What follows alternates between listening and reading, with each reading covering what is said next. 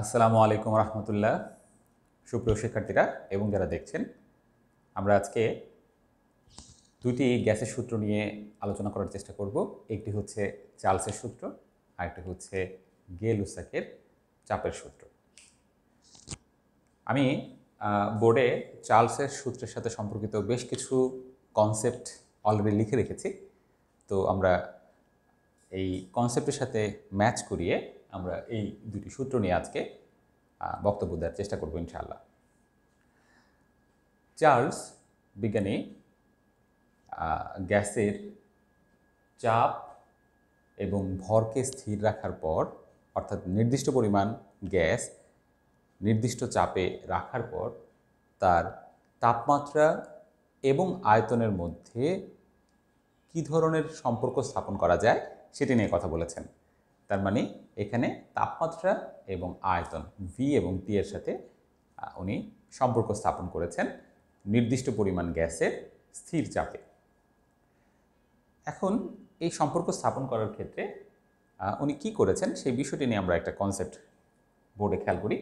দেখো, আমি ধরে নিলাম যে একটি পাত্রে 274 ml গ্যাস আছে, অর্থাৎ পাত্রের আয়তন হচ্ছে 274 মিলিলিটার, এবং এখানে 1 ডিগ্রি সেলসিয়াস তাপমাত্রাতে ওই গ্যাসটি আছে। গ্যাসটি যে কোনো গ্যাস হতে পারে। তো এই অবস্থায় খেয়াল করো যে তাপমাত্রা আমরা 1 ডিগ্রি সেলসিয়াস বৃদ্ধি করলাম, অর্থাৎ এখানে যে তাপমাত্রাটা ছিল সেই তাপমাত্রাটা 1 ডিগ্রি বাড়িয়ে 2 ডিগ্রি সেলসিয়াস করলাম। যখন তাপমাত্রাটিকে বাড়ানো হলো তখন গ্যাসের চাপ এবং ভরকে স্থির রাখা হয়েছে, অর্থাৎ চাপ এবং ভর যেন চেঞ্জ না হয় সেই জিনিসটি খেয়াল করা হয়েছে। যদি চাপ এবং ভর স্থির থাকে সেক্ষেত্রে তাপমাত্রা বাড়ালে গ্যাসের আয়তনের কী ধরনের পরিবর্তন হবে? আবার বলছি, নির্দিষ্ট তাপমাত্রায় 274 ml গ্যাস ছিল, সেখানে তাপমাত্রাটা আমরা একটু বাড়িয়ে দিলাম, এই ক্ষেত্রে চাপ এবং ভর স্থির। তাহলে এই ক্ষেত্রে যেহেতু তাপমাত্রা বাড়ানো হলো, বাড়ানোর কারণে গ্যাসের অণুগুলোর ছোটাছুটি আগের চেয়ে বেড়ে যাবে, এবং যেহেতু চাপ ফিক্সড অর্থাৎ চাপ চেঞ্জ হবে না, তাহলে আয়তনের নিশ্চয়ই পরিবর্তন হবে। এখন এই আয়তনের কি পরিবর্তন হবে সেটি নিয়েই বিজ্ঞানী চার্লস কথা বলেছেন। চার্লস প্রধানত যে কথাটি বলেছেন যে যদি স্থির চাপে নির্দিষ্ট ভরের কোনো গ্যাসের তাপমাত্রা 1 ডিগ্রি বৃদ্ধি অথবা হ্রাস করা হয়, তাহলে ওই গ্যাসের 0 ডিগ্রি সেলসিয়াস তাপমাত্রায় নির্ণেয় আয়তনের সাথে 273 ভাগের 1 ভাগ যথাক্রমে যোগ হবে অথবা 273 ভাগের 1 ভাগ যথাক্রমে বিয়োগ হবে। অর্থাৎ তাপমাত্রা বাড়ালে নির্দিষ্ট পরিমাণ আয়তন যোগ হবে, আর তাপমাত্রা কমালে নির্দিষ্ট পরিমাণ আয়তন বিয়োগ হবে, এবং সেটা হচ্ছে 273 ভাগের 1 ভাগ কার? ওই গ্যাসের 0 ডিগ্রি সেলসিয়াস তাপমাত্রায় যে আয়তন ছিল সেই আয়তনের। তার মানে আমার কিন্তু এখানে এটা 1 ডিগ্রি সেলসিয়াস তাপমাত্রায় দেওয়া আছে। তাহলে 1 ডিগ্রি সেলসিয়াস তাপমাত্রায় আয়তন দেওয়া থাকলে 0 ডিগ্রি সেলসিয়াস তাপমাত্রায় তার আয়তন কত সেটি জানা দরকার চার্লসের বেসিক সূত্র অনুযায়ী। তারপরে সেই 0 ডিগ্রি সেলসিয়াস তাপমাত্রার আয়তনের সাথে 2 ডিগ্রি সেলসিয়াস তাপমাত্রার আয়তনের কম্পেয়ার করে আমরা মানটি পেতে পারি। বলে রাখি, চার্লসের এটি ছিল বেসিক সূত্র। এই সূত্রটিকে পরবর্তীতে মডিফিকেশন করা হয়েছে, বাট আমি প্রথমত চার্লসের বেসিক সূত্রটি বললাম। সো শিক্ষার্থীরা, তোমরা যে কাজটি করবে, বাসায় এই সূত্রটির কনসেপ্ট থেকে এইখানে এই ভি এর মানটা কত হবে, সূত্র অনুযায়ী, বেসিক সূত্র অনুযায়ী ভি এর মানটা কত হবে সেটা বের করার চেষ্টা করবে, এবং সেটা স্ক্রিনশট আমাকে কমেন্টে জানাবে। এখন দেখো, পরবর্তীতে একটি অনুধাবনের প্রশ্ন, স্থির চাপে তাপমাত্রা বৃদ্ধিতে গ্যাসের আয়তন বাড়ে কেন? অর্থাৎ আমার ধরো এখানে একটা গ্যাস আছে, এই গ্যাসটা স্থির চাপে আছে। স্থির চাপ মানে কি? মানে হচ্ছে এই ক্ষেত্রে গ্যাসের অণুগুলো পাত্রের একক ক্ষেত্রফলে প্রযুক্ত বলের মানটি একই থাকবে। একই থাকবে বলতে তাপমাত্রা বাড়ানোর পরও। তাহলে ধরো এইখানে তাপমাত্রা হচ্ছে টি কেলভিন, এখানে আমরা কি করলাম, তাপমাত্রা বৃদ্ধি করলাম। তাপমাত্রা বৃদ্ধি করার পর তার যে আদি আয়তনটা ছিল সেই আদি আয়তনটা এখন কি হবে, কিছুটা বেড়ে যাবে। এই যে দেখো এখানে আদি আয়তনটা বেড়ে গিয়েছে। ঠিক আছে, প্রশ্নটা হচ্ছে যদি চাপ স্থির থাকে, হ্যাঁ এখানে ধরো T1 is greater than T, চাপ স্থির থাকলে তাপমাত্রা বৃদ্ধিতে গ্যাসের আয়তনটা বাড়ে কেন? অর্থাৎ আমার এখানে ধরো ইনিশিয়ালি আমার 9টা গ্যাসের অণু ছিল। এখন এই 9টা গ্যাসের অণু আমি যখন তাপমাত্রা বৃদ্ধি করলাম, তাপমাত্রা বৃদ্ধি করার পরে তারা কি করলো, তারা এই যে দেখো আগে যেভাবে ছিল আগের চেয়ে কিন্তু তারা এখন একটু বেশি জায়গা দখল করেছে। তো তাপমাত্রা বৃদ্ধিতে কেন তারা বেশি জায়গা দখল করবে? এক্ষেত্রে ধরে নিতে হবে যে এই উপরের সারফেসটা ঘর্ষণহীনভাবে ওঠানামা করতে পারে, অর্থাৎ এটি একটি ঘর্ষণহীন পিস্টন। এই ঘর্ষণহীন পিস্টন দিয়ে সে কী করতে পারে, চাইলে উপরের দিকে উঠতে পারে অথবা নিচের দিকে নামতে পারে। এই উপরের দিকে উঠা কিংবা নামার মাধ্যমে সে চাপকে স্থির রাখে। তার মানে এখানে টেকনিকটা কি, চাপকে স্থির রাখার জন্য ঘর্ষণহীন পিস্টন ব্যবহার করা হয়েছে। তাহলে এখানে যে প্রশ্নটি ছিল যে কেন এই তাপমাত্রাটা বৃদ্ধির কারণে আমার গ্যাসের আয়তনটা বেড়ে যাচ্ছে, ঠিক আছে, আয়তনটা কেন বেড়ে যাচ্ছে? অর্থাৎ এখানে আগে প্রযুক্ত বলটা যেরকম ছিল এখন এখানেও কিন্তু সেম প্রযুক্ত বল আছে, বাট আয়তনটা কেন বাড়লো? বিষয়টি নিয়ে তোমরা চিন্তা করো, চিন্তা করে আমাকে উত্তরটি জানাবে অবশ্যই। এবার আমরা তারপরের অংশে যাই।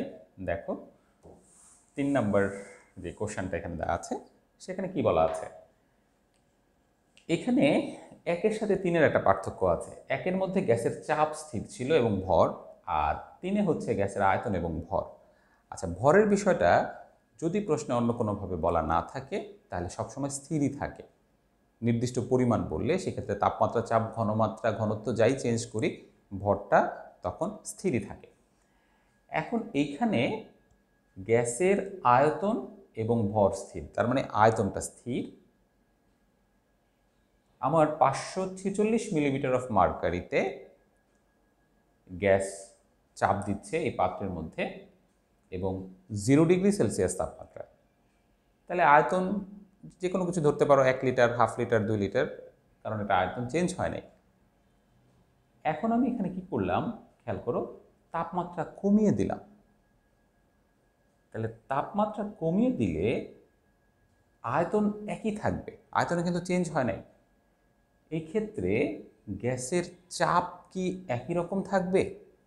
অর্থাৎ এই 0 ডিগ্রি সেলসিয়াস তাপমাত্রায় গ্যাসের অণুগুলো পাত্রের দেয়ালের গায়ে যে চাপ প্রয়োগ করত, -1 ডিগ্রি সেলসিয়াস তাপমাত্রাতেও কি সেমভাবে চাপ প্রয়োগ করবে? আমি একটু লিখে দেখাচ্ছি। ধরো যে এখানে গ্যাসের অণু চাপ প্রয়োগ করছে পাত্রের দেয়ালের গায়ে, ঠিক আছে, পাত্রের দেয়ালের গায়ে সে চাপ দিচ্ছে। এই যে এখানে এসে একক ক্ষেত্রফলে প্রযুক্ত চাপ থেকে কি তৈরি হয়, বলের তৈরি হয়। আমরা জানি P = F/A, একক ক্ষেত্রফলে প্রযুক্ত বল থেকে চাপের সৃষ্টি হয়। এখন আমি এখানের যে টেম্পারেচারটা ছিল আমি টেম্পারেচারটাকে কী করলাম, হ্রাস করলাম, হ্রাস করে -1 ডিগ্রি সেলসিয়াসে নিয়ে আসলাম। আর আয়তন কিন্তু এক্ষেত্রে ফিক্সড, অর্থাৎ এই ক্ষেত্রে আর ঘর্ষণহীন পিস্টন নেই, এটা একটা ক্লোজ পাত্র। প্রথম চিত্রটাতে পাত্রটার ঘর্ষণহীন পিস্টন থাকার কারণে সে আপ অ্যান্ড ডাউন করতে পারতো, বাট এখানে সেই অপশনটা নেই। তার মানে প্রশ্নে শর্ত চেঞ্জ করা হয়েছে। খেয়াল রাখতে হবে প্রশ্নের শর্তটি কি, শর্ত অনুযায়ী আমাকে আনসার করতে হবে। তাহলে এখন সে যখন -1 ডিগ্রি সেলসিয়াস তাপমাত্রায় আছে, এমত অবস্থায় সে আগে এখানে যেভাবে চাপ প্রয়োগ করত এখনও কি একইভাবে পাত্রের দেয়ালের গায়ে চাপ প্রয়োগ করবে? এটি হচ্ছে প্রশ্ন। যদি একইভাবে না করে তার মানে চাপের পরিবর্তন হবে, অর্থাৎ আগের চেয়ে যদি জোরে চাপ প্রয়োগ করে তাহলে চাপ বাড়বে, বা আগের চেয়ে যদি কম জোরে ধাক্কা দেয়, পাত্রের একক ক্ষেত্রফলে কম জোরে ধাক্কা বা বল প্রয়োগ করে, তাহলে চাপ কমবে।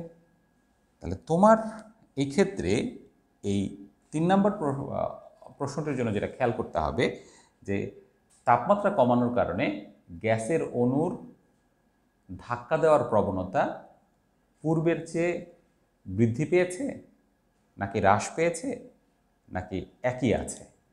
আবার বলছি, তাপমাত্রা হ্রাস করার কারণে এই গ্যাসের অণুগুলোর ধাক্কা দেওয়ার প্রবণতা পাত্রের একক ক্ষেত্রফলে পূর্বের মতোই আছে নাকি তার চেয়ে বৃদ্ধি পেয়েছে নাকি তার চেয়ে হ্রাস পেয়েছে, এটি হচ্ছে আমাকে বিবেচনায় নিয়ে এই প্রশ্নটির আনসার করতে হবে। এবং বলে রাখি, এই বিষয়টি নিয়ে কথা বলেছেন গে লুসাক। প্রথম যে বিষয়টি সেটি কথা বলেছেন বিজ্ঞানী চার্লস, আর এটি হচ্ছে গে লুসাকের চাপের সূত্র।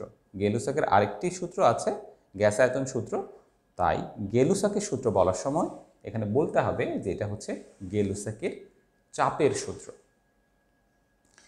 তাহলে শিক্ষার্থীরা, তোমরা একটু তোমাদের কমন সেন্স অ্যাপ্লাই করো, অ্যাপ্লাই করে এখান থেকে এই বিষয়টাকে বের করার চেষ্টা করবে।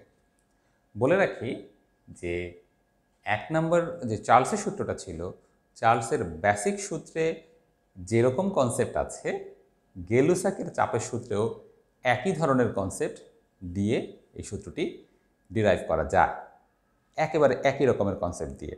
সো তোমরা সেটি বাসায় ট্রাই করবে। ওকে, এবার 4 নম্বর কোশ্চেনটার দিকে আমরা তাকাই। স্থির আয়তনে তাপমাত্রা বৃদ্ধিতে গ্যাসের চাপ বাড়ে কেন? অর্থাৎ এই ক্ষেত্রে তাপমাত্রা বৃদ্ধিতে গ্যাসের চাপ কেন বাড়ে? ঠিক আছে, খেয়াল করো, আমার আয়তন স্থির, তার মানে বক্সটা ক্লোজ সিস্টেম। আমি এখানে তাপমাত্রা বৃদ্ধি করলাম, এখানে দেখিয়েছিলাম হ্রাস, এখানে তাপমাত্রা বৃদ্ধি করা হলো। তাহলে তাপমাত্রা যদি আমরা বৃদ্ধি করি তখন কি হয় আসলে? আমি যে তাপটা দিচ্ছি সেই তাপটা কি করছে গ্যাস? ফিরিয়ে দিচ্ছে নাকি শোষণ করছে? যেমন ধরো, তুমি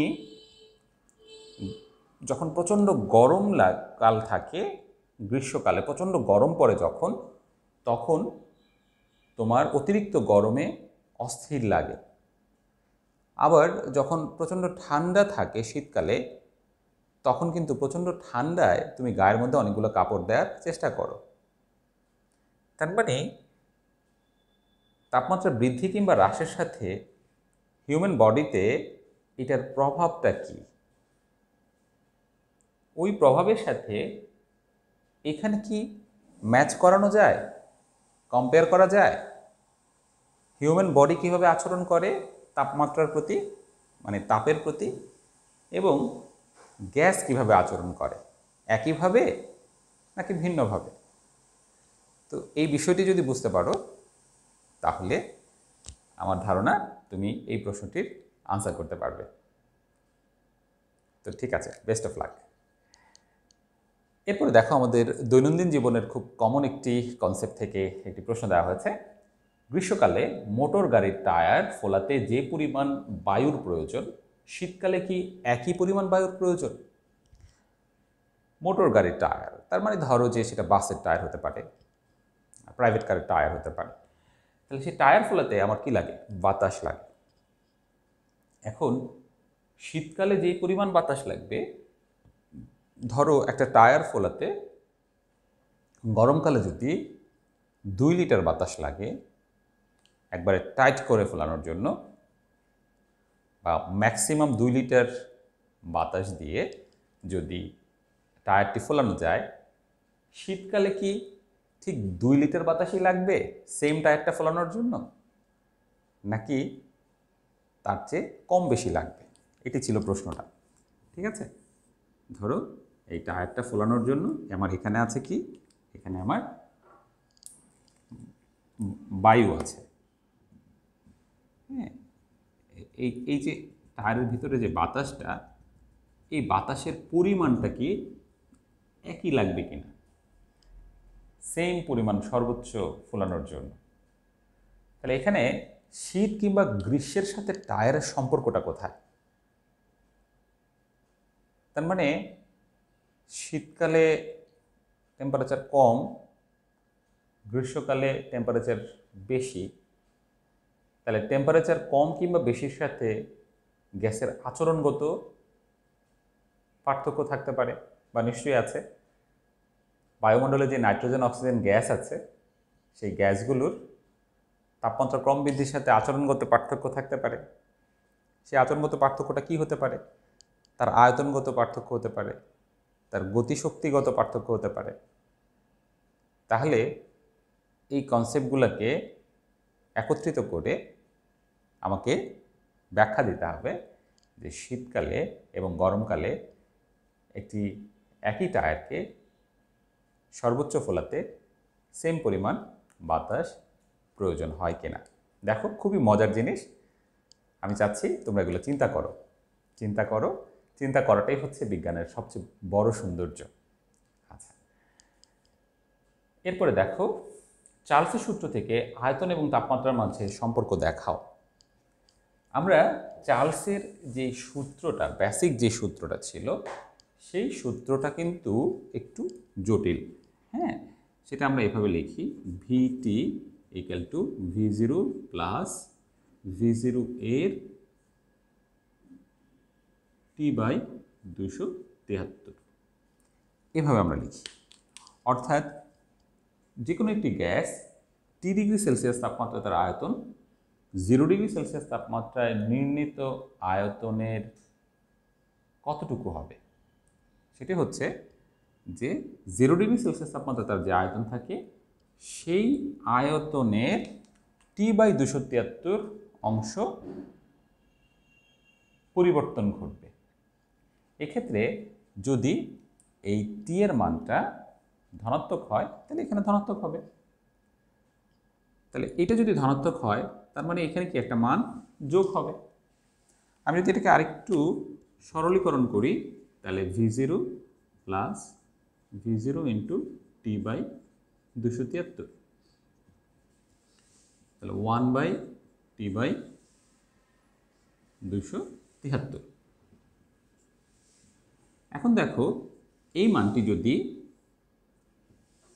ধরো -2 হয়, তার মানে হবে 1 - 2/273।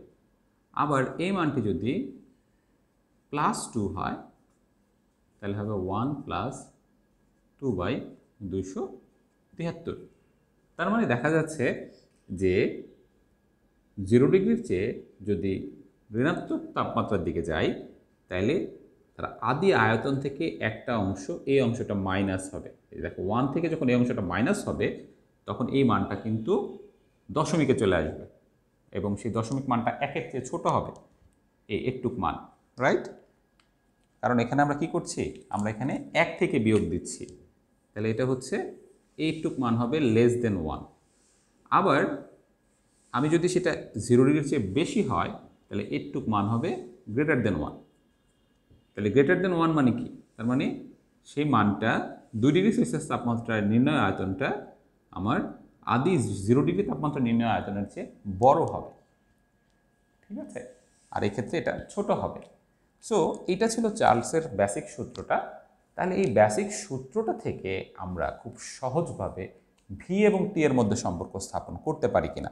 এখানে প্রশ্নে জানতে চাচ্ছে ভি এবং টি এই দুইটার মধ্যে রিলেশন করা, ভি এবং টি চার্লসের এই বেসিক সূত্র থেকে। এক্ষেত্রে খেয়াল করো, আমরা তাপমাত্রা বলতে কিন্তু ক্যাপিটাল টি লিখছি।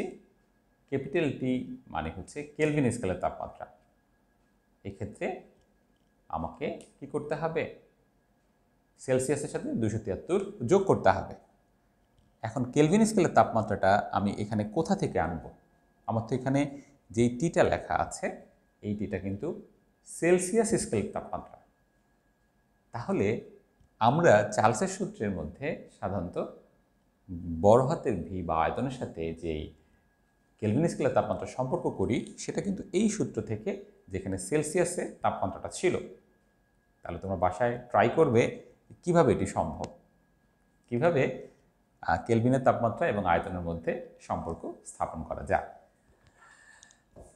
ওকে, তাহলে আমাদের এখানে 6টি প্রশ্ন নিয়ে আমরা আলোচনা করলাম, তোমাদের কিভাবে আনসার করতে হবে সেই বিষয়টি নিয়ে। এবার খেয়াল করো 7 নম্বর যে কোশ্চেনটা, -273 ডিগ্রি সেলসিয়াস তাপমাত্রায় গ্যাসের আয়তন তাত্ত্বিকভাবে শূন্য হয় কেন?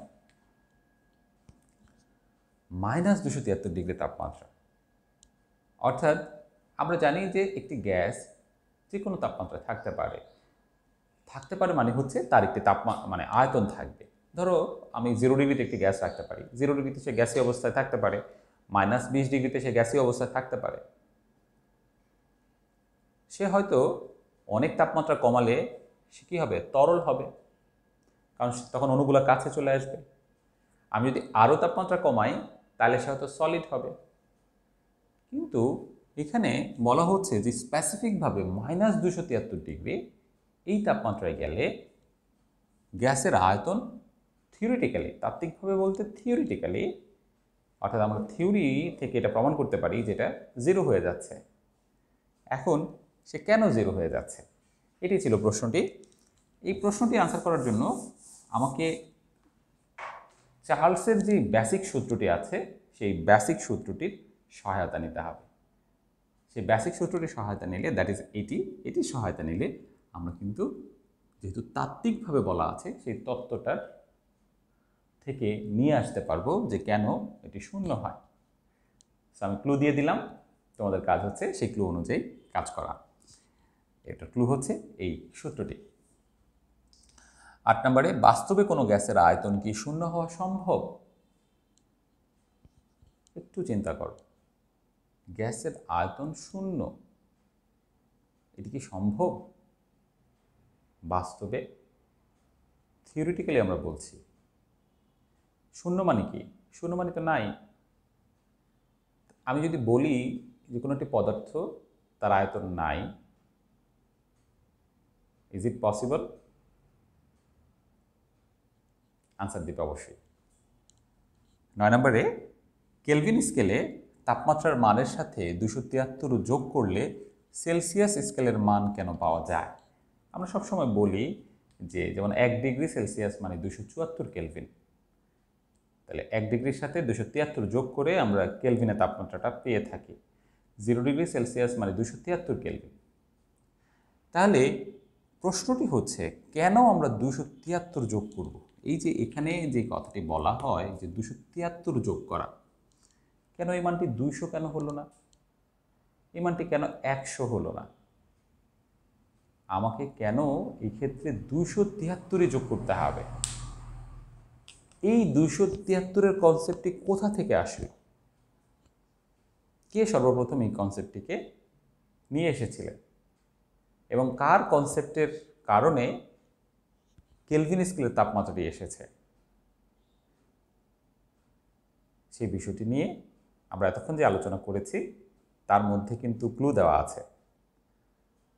তাই এই ক্লুগুলোকে কাজে লাগিয়ে এটা আনসার করা যায় এবং এটাকে গ্রাফিক্যালিও আনসার করা যায়, অর্থাৎ ম্যাথমেটিক্যাল ব্যাখ্যার মাধ্যমে। তো তোমরা চেষ্টা করবে গ্রাফিক্যালি অথবা ল্যাঙ্গুয়েস্টিকভাবে বিষয়টির ব্যাখ্যা দেওয়ার জন্য। সর্বশেষ প্রশ্ন, স্থির চাপে তাপমাত্রা বৃদ্ধিতে গ্যাসের ঘনত্বের কিরূপ পরিবর্তন হয়? অর্থাৎ আমি এই ক্ষেত্রে কি করলাম, গ্যাসের তাপমাত্রা বৃদ্ধি করলাম কিন্তু চাপ স্থির। তাহলে দেখো আমার এখানে একটা গ্যাস আছে, এগুলো হচ্ছে গ্যাসের অণু। এক্ষেত্রে চাপ স্থির, অর্থাৎ আমার চাপ বাড়বে না।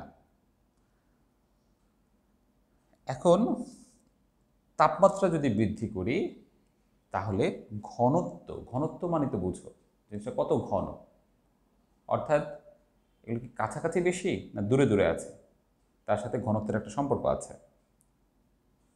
তাহলে চাপ যদি স্থির থাকে তার মানে তোমার সে একক ক্ষেত্রফলে যে প্রযুক্ত বল, সেই বলটা কিন্তু স্থির আছে। সেক্ষেত্রে তাপমাত্রা বৃদ্ধিতে গ্যাসের ঘনত্বের কিরূপ চেঞ্জ হবে? অর্থাৎ এখানে সে একক ক্ষেত্রফলে যে পরিমাণ বল প্রয়োগ করতেছিল, আমি এখানে তাপমাত্রা বৃদ্ধি করলাম, বৃদ্ধি করার পরও আমার এই জায়গায় একই পরিমাণ একক ক্ষেত্রফলে প্রযুক্ত বল আছে। বোঝানোর জন্য লিখছি, অর্থাৎ এই মানটি যদি ধরো F হয়, এটিও F, এবং এই ক্ষেত্রফলটা সেম ক্ষেত্রফল। তাহলে যখন সেম ধাক্কাটা দিবে পাত্রের দেয়ালের গায়ে, সেটাকে বলবো আমরা স্থির চাপ। এই ক্ষেত্রে তাপমাত্রাটা আমরা বৃদ্ধি করে দিলাম। এখন তাপমাত্রা বৃদ্ধি করে দেওয়ার পরে এখানে তারা যেরকম ডিস্টেন্সে ছিল এখনও কি সেম ডিস্টেন্সে থাকবে? যদি সেম ডিস্টেন্সে থাকে সেক্ষেত্রে তাদের ঘনত্ব সেম হবে, কিন্তু প্রতিটা অণুর মধ্যে যে ডিস্টেন্সগুলো এইখানে ছিল সেই ডিস্টেন্সটা যদি কম বা বেশি হয় তাহলে তার ঘনত্ব কম বা বেশি হবে। এখন এই বিষয়টির ব্যাখ্যা আমরা স্থির চাপে যেহেতু বলেছে, তার মানে এটি চার্লসের সূত্র থেকে পাওয়া যায়, এবং চার্লসের সূত্র থেকে এখন আমরা তাপমাত্রা এবং ঘনত্বের মধ্যে সম্পর্কের কথা বলছি। তার মানে এটিকে আমরা বলতে পারি চার্লসের সূত্রের অনুসিদ্ধান্ত। তাহলে এই চার্লসের সূত্রের অনুসিদ্ধান্ত থেকে আমরা এই বিষয়টি কীভাবে বের করা যায় সেটি নিয়ে চিন্তা করতে হবে। ঠিক আছে, তাইলে এটি তোমাদের চিন্তার জন্য দিয়ে দিলাম। তোমরা এখানে এই বিষয়টি অবশ্যই চিন্তা করবে। তো শিক্ষার্থীরা, আমরা আজকে চার্লসের সূত্র বেসিক্যালি এবং পাশাপাশি গেলুসাকের চাপের সূত্র নিয়ে বেশ কিছু কনসেপ্ট দিয়ে ক্লাসটি সাজালাম। এখন তোমাদের কাজ হচ্ছে বাসায় তোমাদের প্র্যাকটিস করা, বই দিয়ে হোক যেভাবে হোক তোমরা বিষয়টি প্র্যাকটিস করতে থাকো এবং কমেন্টে উত্তর জানাও। আর নতুন নতুন ভিডিও দেখার জন্য আমার যে ইউটিউব চ্যানেলটি আছে রসায়নের হাবিজাবি না বুঝলে ধরা খাবি, সেই চ্যানেলটিতে সাবস্ক্রাইব করে রাখো এবং নতুন ভিডিও দেখার জন্য বেল বাটনে অবশ্যই ক্লিক করে রাখো। তো আজকে এই পর্যন্তই। সবাই ভালো থাকো, সুস্থ থাকো। আসসালামু আলাইকুম।